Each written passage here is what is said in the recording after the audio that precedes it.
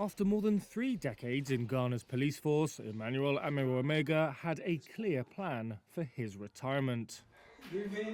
Now, with an election approaching and amid a struggling economy, his plan has been derailed.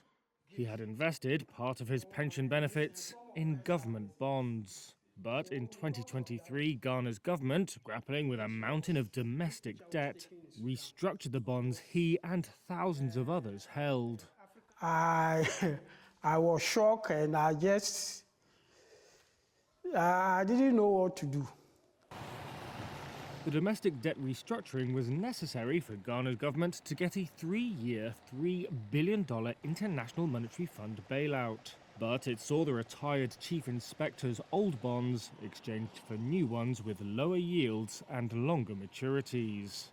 He says he now can't afford to fuel or service his car, and describes his money as having been stolen. Most of our colleagues, those who could not withstand the heat, the pressure,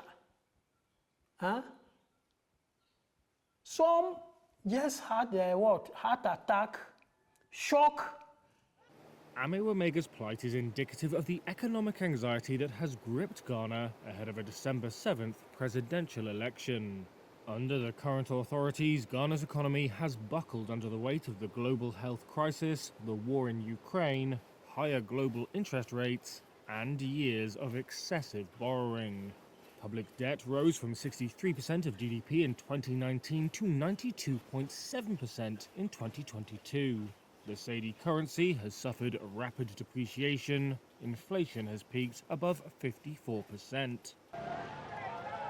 And that's hit consumers and businesses. At a market in Ghana's capital Accra, second-hand clothes seller Ma Rose says the cost of goods is extremely high. 25 million. A sack of onions, for example, has almost tripled in price, she says, adding that life is increasingly difficult. The election pits Vice President Mahamudu Bawumia of the ruling New Patriotic Party against former President John Dramani Mahama of the opposition National Democratic Congress.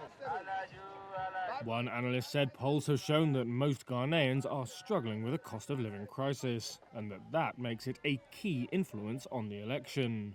Meanwhile, voters like Amey-Wemegah say the challenges they've faced with the debt restructuring will be a factor in determining who gets their vote.